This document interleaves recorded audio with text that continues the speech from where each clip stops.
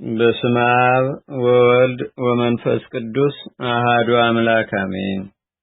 አንድ አምላክ በሚሆን በአብ በወልድ በመንፈስ ቅዱስ ስም አምነን የሰማዕቱ የቅዱስ ጊዮርጊስን የተአምራቱን መቅድም ማንበብ እንጀምራለን። ልዑል እግዚአብሔር መሰልቸት ወይም መታከት ሳይኖርበት በቅዱሳኖቹ ላይ አድሮ ለወዳጆቹ ኃይል ጽን በመሆን የሚያደርገው ተአምራትና የሚሰራው ሥራ ሁሉ እጅግ አስደናቂ ነው። ከቅዱሳኖቹም አንዱ ይህ የሰማዕቱ አለቃ ቅዱስ ጊዮርጊስ ሲሆን እርሱም በአባቱ ሮማዊ በእናቱ ፍልስጤማዊ ነው።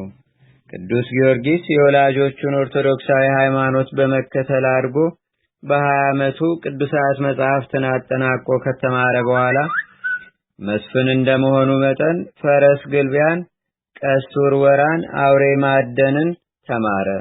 በስራውም ሁሉ ብርቱ ጀግና ወታደር ሆነ። በዚህም የጀግንነት ሙያው የጦር መሪ በመሆን በየጦር ሜዳ ድልን ስለሚቀዳጅ በሕዝብና በወታደሩ መካከል ተወዳጅ ሆነ። እግዚአብሔር ልዩ ጸጋ አድሮበት ነበርና በየዕለቱ በግርማ ላይ ግርማ በኃይል ላይም ኃይል ይጨመርለት ነበር። በዚህም መሰረት የሀገሩ ንጉሥ ልጁን ሚስት ትሆነው ዘንድ አጨለት።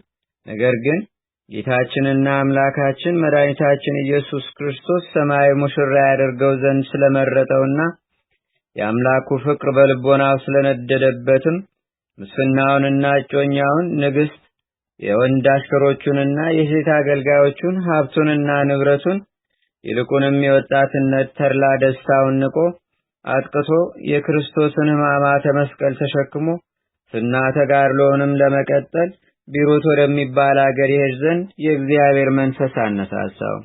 የቢሮት አገር ሰዎችም ደራጎን በሚባል ዘንዶ ያመልኩ ነበርና ለዘንዶው መስዋዕትነት ተዘጋጅታ የቀረበችውን የነበረችውን የአገረ ገዢውን ልጅ በዚያ በታላቅ ዛፍ ላይ ታስራት አገኛት። ይህም ደራጎን እንደ አሞራ ክንፍ፣ እንደ ውሻ ጆሮ፣ እንደ ፍየል ጢም፣ እንደ አንበሳ እግርና ጥፍር፣ እንደ አዞም ጥርስ ያለው ሆኖ በአየር ላይ እንደ ንስር ይበራል። በመሬት ላይም እንደ በቅሎ ይሰግራል። እንደ ልማዱም የተዘጋጀለትን መስዋዕት ወይም ግብር ለመቀበል ወደ ልጅቷ በመጣ ጊዜ ጌታዬ ሆይ እኔ ተዘጋጅቼ ያለሁት ይህ ተራራ አህሎ ለሚመጣው ደራጎን ወይም አምላካችን ስለሆነ አንተን ደርቦ እንዳይበላ ፈጥነህ ከዚህ ሂድና ሕይወትህን አትርፍ አለችው። እርሱም ይህን ሰይጣን ያደረበትን ከይሲ በጌታዬና በአምላኬ በመድኃኒቴ በኢየሱስ ክርስቶስ ኃይል እቋቋመዋለሁ አላት። ስመለከትህ ጽምህ እንኳን ያላወጣ ሕፃን ነህ። የመላ ቢሮትን ሕዝብ አምላክ እንዴት ለመቋቋም ትችላለህ? እያለች በሚነጋገሩበት ወቅት ደራጎኑ ድንገት ደርሶ መርዙን ሊረጭበት ሲል ፈጣኑ ወጣት ቅዱስ ጊዮርጊስ በስመ አብ ወወልድ ወመንፈስ ቅዱስ አሐዱ አምላክ ብሎ ቢያማትብበት መርዙ ስለረከሰ ተዝለፍልፎና ተጥመልምሎ በመሬት ላይ ተንሰራፋ። ከዚያም ጎልማሳው ቅዱስ ጊዮርጊስ በዝናሩ አንገቱን አስሮ አፉንም ሸብቦ ወለተ ቢሮትን እያሳበና እያስጎተተ እንደ በቅሎ እያሰገረ ከቢሮት ከተማ አደረሰው። የከተማው ሕዝብም አምላካችን ነውና ልጆቻችንን ገብረንለት ጨርሷል፣ አሁን ደግሞ እኛን ልታስጨርሰን ነውን? ብለው በማለት ጩኸታቸውን አበዙ። ከፍርሃታቸውን ብዛት የተነሳ ከግንብ ላይ የወጡና ከዛፍ ላይ የተንጠለጠሉም ነበሩ። ኃያሉ ቅዱስ ጊዮርጊስ ግን ከኢየሱስ ክርስቶስ በቀር ሌላ አምላክ የለም፣ አሁንም ራሱን ማዳን የማይቻለውን ይህን የሰይጣን ማደሪያ ደራጎን ማምለክ ተውና በጌታችንና በአምላካችን በመድኃኒታችን በኢየሱስ ክርስቶስ እመኑ። አምላካችንን አንተውም ካላችሁ ግን ይጨርሳችሁ ዘንድ ይህንን ዘንዶ ፈትቼ እሰደዋለሁ አላቸው። እነርሱም በኢየሱስ ክርስቶስ እናምን ዘንድ ዘንዶውን በሞት ልታስወግድልን ትችላለህን? አሉት። እርሱም አዎን፣ በጌታዬና በአምላኬ በመድኃኒቴ በኢየሱስ ክርስቶስ ኃይል ልገድለው እችላለሁና ኑ ስገድለው ተመልከቱ ብሎ ከከተማው 1 ኪሎ ሜትር ርቆ በሚገኝ ቦታ ወስዶ ዝናሩን ከዘንዶ ላይ ፈቶ ታጠቀና በፈረሱ ላይ ተቀምጦ የሀገሩ ሕዝብ ሁሉ እየተመለከተው ዘንዶውን በጦር ወግቶ ገደለው። የቤሮት ሀገር ሰዎችም ሁሉ ጌታችንና አምላካችን መድኃኒታችን ኢየሱስ ክርስቶስ በአገልጋዩ በቅዱስ ጊዮርጊስ እጅ ያደረገውን ተአምራትም ከተመለከቱ በኋላ በክርስቶስ አምነው በአብ በወልድ በመንፈስ ቅዱስ ስም ተጠምቀው ፍጹም ክርስቲያንን ሆኑ። እንግዲህ ይህ ለቅዱስ ጊዮርጊስ የሰማዕትነቱና ተጋድሎ የጉዞ መነሻ የኃያልነቱና የተአምር አድራጊነቱ የታዳጊነቱና ተራዳይነቱ ወደ ተአምሩ ምንባብም ከመገባቱ በፊት ተቀዳሚ መቅደም ሆኖ እንዲነገር ተጻፈ እንጂ መላው ትሩፋተ ገድሉስ በመጽሐፈ ገድሉና በተአምሩ ላይ በምልአትና በስፋት ተጽፎ ይገኛል። ስለሆነም ለ7 ዓመታት ያህል ደሙን ያፈሰሰው፣ እንደ ሽንኩርት የተከተፈው፣ በምሳር የተፈለጠው፣ በመጋዝ የተተረተረው፣ በእሳት የተንጨረጨረው፣ በብረት ጋን ውስጥም ወይም በድስት በንፍር ውሃ የተቀቀለው፣ በጋለ ብራት የተጠበሰውና የተቆላው፣ በሰይፍ የተሰየፈው ለራሱ ክብር ብቻ ሳይሆን ስሙን ለሚጠራ መታሰቢያውንም ለሚያደርግ ሁሉ ነውና እኛ ክርስቲያኖችን ከፈጣሪው በተሰጠው ቃል ኪዳን መሰረት መጽሐፈ ገድሉን አንብበን ተአምራቱን ሰምተን የክብሩ ተሳታፊ ለመሆን እግዚአብሔር ያደለን። ይልቁንም ከዛሬ 500 ዓመት በፊት በነበረው ታዋቂውና ስመጥር የሆነው ኢትዮጵያዊ ንጉሠ ነገሥት በአጼ ዘርዓ ያዕቆብ ዘመነ መንግስትና ከዛሬ 104 ዓመት በፊት ደግሞ በታላቁ መሪ በኢትዮጵያ ንጉሠ ነገሥት በዳግማዊ አጼ ምኒልክ ዘመነ መንግስት ያደረገውን ተአምራታዊ ኃይል በዚሁ መጽሐፈ ተአምር ውስጥና ሌላውም ከእመቤታችን ተአምር ጋር በተያያዘ ሁኔታ በተአምረ ማርያም ውስጥ ተጽፎ ይገኛል። ስለሆነም እኛ ኢትዮጵያውያን ይህን የተአምራቱን ዜና ዓለምን ያጥለቀለቀ ትሩፋተ ገድሉም እጅግ የደመቀ ኢትዮጵያን በጠላት እጅ ከመውደቅ የጠበቀ ከታዳጊነቱም ሌላ ውለታውን ላለመዘንጋት መጽሐፈ ገድሉንና የተአምራቱን ዜና በሚናገሩት መጽሐፍ በኃይለ ጸሎታቸው በመጠቀም የሰማዕቱን ዝክር ስሙንም በመጥራትና መታሰቢያውን በማድረግ የክብሩ ተሳታፊ እንሆን ዘንድ የእግዚአብሔር አምላካችን ቅዱስ ፈቃዱ ይሆንልን። አሜን። ልመናው በረከቱ አማላጅነቱ ለዘላለሙ በአገራችን በኢትዮጵያ በሕዝበ ክርስቲያኑ ሁሉ ላይ ለዘላለሙ አድሮ ይኑርና ከጌታችንና ከአምላካችን ከመድኃኒታችን ከኢየሱስ ክርስቶስ ልደት በኋላ በ1888 ዓመተ ምህረት በኢትዮጵያ ንጉሠ ነገሥት በዳግማዊ ምኒልክ ዘመነ መንግስት የሮም ሰዎች ኢትዮጵያን ለመውጋትና የቅኝ ግዛት ለማድረግ አብያተ ክርስቲያናትን አፈራርሰው የኦርቶዶክስ ሃይማኖትንም ለጥፋት ልባቸውን በማግዘፍ በመታበይና በመታጀር ተነሳሱ። ከዚያም ብዙ የጦር መሳሪያ በመርከብ ጭነውና የጦር ሰራዊት አሰልፈው መጡ። የኤርትራን ባህር ተሻግረው ምጽዋ በመዝለቅ ወደ ደብረ ኃይላ ደረሱ። ቀጥሎም አላጌ ከሚባለው አገር ደርሰው ከቅዱስ ጊዮርጊስ ቤተክርስቲያን ገብተው ንዋየ ቅድሳቱን ሁሉ ዘረፉ። ይልቁንም የሰማዕቱ የቅዱስ ጊዮርጊስን ጽላት አውጥተው ቤተ መቅደሱን የጦር መሳሪያ መጋዘን አደረጉት። የኢትዮጵያው ንጉሠ ነገሥት ሳህለ ማርያም አጼ ምኒልክም ይህን ነገር ሰምቶ ፈጽሞ ተቆጣና ገበየው የተባለውን የጦሩን አለቃ ፈጥነህ ወደ ትግራይ ሄድና አገራችንን ሊወሩ ቤተክርስቲያናችንን ሊያረክሱ የመጡትን የሮም ሰዎች ውጋቸው አለውና እርሱም እሺ በጎ ብሎ ወደ ጦርነቱ ለመሄድ ተዘጋጀ። ነገር ግን ገበየው ወደ ጦርነት ከመሄዱ በፊት በቤተ መንግስቱ በሚገኘው ስዕል ቤት በዚያች ሌሊት ንጉሠ ነገሥት ምኒልክ እንዲህ ሲል ጸለየ። እግዚአብሔር ያከበረህ ተአምር አድራጊው ቅዱስ ጊዮርጊስ ሆይ በፈጣሪ በኢየሱስ ክርስቶስ ኃይል አገልጋይ ገበየውን እርዳው። በሚበረታቱበትም ላይ ኃይልህን ግለጽ። ለኢትዮጵያ ሀገራችን የጸሎት ኃይል ጋሻ መከታ ይሆናት ዘንድ የእግዚአብሔር ልዑል ክንድ ከላይ ይውረድና የአገልጋይህ የሚልክን ጠላቶች ይገለባብጣቸው በማለት ጸለየ። እርሱም ይህን የጸለየው ስለ ራሱ ብቻም አልነበረም። ነገር ግን የተከበረችና የገነነች የሀገሯ መልካምነትም አስጎምጅቷቸው በመደፈሯና በመወረሯ እንዲሁም ስለ ታላቂቷ ሀገር ስለ ኢትዮጵያ ሕዝብም ጭምር ነው እንጂ።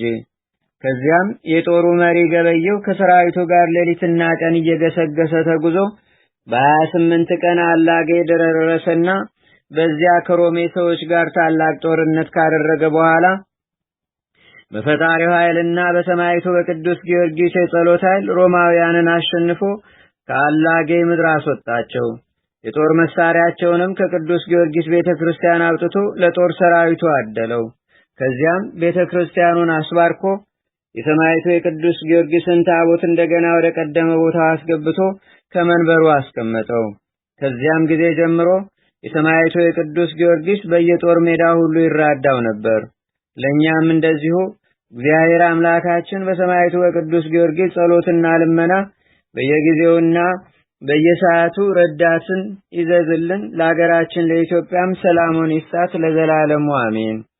ዳግመኛም የኢትዮጵያ ንጉሠ ነገሥት ዳግማዊ ምኒልክ በነገሰ በ26 ዓመት የሚኒሊክ ጦር አለቃ ገበየው ድል ካደረጋቸው በኋላ እንደገና ምኒልክን ወግተው ኢትዮጵያን በቅኝ አገዛዝ ሊገዙ የሮም ሰዎች መጡ። ከዚህም በኋላ የኢትዮጵያ ንጉሠ ነገሥት ዳግማዊ አጼ ምኒልክ አገሬ ኢትዮጵያን እወዳለሁ የሚል ኢትዮጵያዊ ሁሉ በአስቸኳይ ይነሳ፣ መስቀለ ሞቱንም ተሸክሞ ይከተለኝ፣ እግዚአብሔር የወሰነልንን የባህር ወሰን አልፎ አገር የሚያጠፋ ሃይማኖት የሚለውጥ ጠላት መጥቷልና ሲል አዋጅን አስነገረ። ዳግመኛም በፈረሶቻቸው መቃብር ላይ በጦራቸውም አንደበት ላይ በጋሻቸውም ብርት ላይም የመስቀል ምልክት እንዲያደርጉ ጭፍሮቹን ሁሉ አዘዛቸው። መስቀል ጠላት ድልን እንዲያደርግ እንደሆነም አስቀድሞ ያውቅ ነበርና። ከዚያም ተነስቶ ወደ ትግራይ ክፍለ ሀገር ዘመተና ከትግራይ አውራጃዎች አንዷ የምትሆን አድዋ ከምትባል ሀገር ደረሰ። የሳህለ ማርያም የዳግማዊ አጼ ምኒልክ ሚስትም ወለተ ሚካኤል እቴጌ ጣይቱ በንጉሱ ትእዛዝ ታቦተ ጊዮርጊስን አስይዛ ከሊቀ ጳጳሱ ከአባ ማቴዎስ እንዲሁም ከቀሳውስቱና ከመነኮሳቱ ጭምር ከንጉሱ ጋርም ወደ ጦርነቱ ተጓዘች። በዚህም ጊዜ የአክሱም ጽዮን መነኮሳትና ካህናት የእመቤታችንን ስዕል ይዘው ወደ ንጉሱ ወደ ዳግማዊ ምኒልክ መጥተው ከሊቀ ጳጳሱ ከነ አቡነ ማቴዎስ ጋር ተቀላቀሉ። ከዚያም ሌሊቱን ሙሉ ጸሎተ ምህላ ሲያደርጉም አደሩ። ቅዳሜ ማታ ለእሑድ አጥቢያ ማለት ነው። ይኸውም የካቲት 22 ቀን ነው። ንጉሡ ሳህለ ማርያም የጦር ልብሱን ለበሰና ከሰራዊቱ ጋር ወደ ጦር ግንባር ሄደ። ከዚያን ከሮማውያን ሰራዊት የጠላት ጦር ጋር ተገናኝተው ከሌሊቱ በ11 ሰዓት ጦርነቱን ጀመረ። የንጉሡ የሳህለ ማርያም የዳግማዊ ምኒልክ ሚስትም ወለተ ሚካኤል ሌሊቱን በታቦተ ቅዱስ ጊዮርጊስና በእመቤታችን በቅድስት ድንግል ማርያም ስዕል ፊት በጸሎትና በስግደት ሁሉንም እያደረገች ሲነጋ ወደ ጦርነቱ በመሄድ እጅግ በሚያስደነግጥ በሚያስገርምም ያነጋገሯ ኃይለ ቃል በጦርነቱ መካከል እየተገኘች ለንጉሱና ለወታደሮቹ የሞራልና የብርታትን ድጋፍ ተሰጣቸው ነበር። በእውነትም ለተመለከታት ሁሉ እንደ ኃይለኛ ተጋዳይ አንዲት እንድትመስል ነበር እንጂ የሴትነት ተፈጥሮ ባህሪ በእርሷ ላይ አይታይባትም ነበር። የንጉሱም ወታደሮች የንግስቲቱን የጀግንነት አነጋገር በሰሙ ጊዜ በእሳት ላይ እንደተጣደ የብረት ምጣድ ልባቸው ጋለ። ይልቁንም ላም እንዳየ አንበሳና የፍየል መንጋ እንዳየ ነብር እየተወረወሩም በጦርነቱ መካከል በመግባት የጠላትን ጦር በሰይፍ ይጨፈጭፉት ነበር። መጽሐፍ ሹመቱን ሽልማቱን ያየ አርበኛ ከጦርነት ከሰልፍ ወደ ኋላ አያፈገፍግም ብሎ ተናግሯልና። በዚያም ጊዜ ንጉሡ ሳህለ ማርያም ዳግማዊ አጼ ምኒልክ በጦርነቱ መካከል ሳለ ሊቀ ጳጳሱ አባ ማቴዎስ እንዲሁም የአክሱም መነኮሳትና ሌሎች ካህናት በሙሉ ታቦተ ጊዮርጊስንና ስዕለ ማርያምን ይዘው ከንጉሡ በስተኋላ በደጀንነት ቆመው ጸሎተ ምህላንም ያደርሱ ነበር። ንግስቲቱ ወለተ ሚካኤልም እቴጌ ጣይቱም በጸሎት ጊዜ በመዓልትም በሌሊትም ከነርሱ አትለይም ነበር። የጽዮን አገልጋዮችም በእግዚአብሔር የሕጉ ታቦት ፊት መለከት ይነፉ ነበር።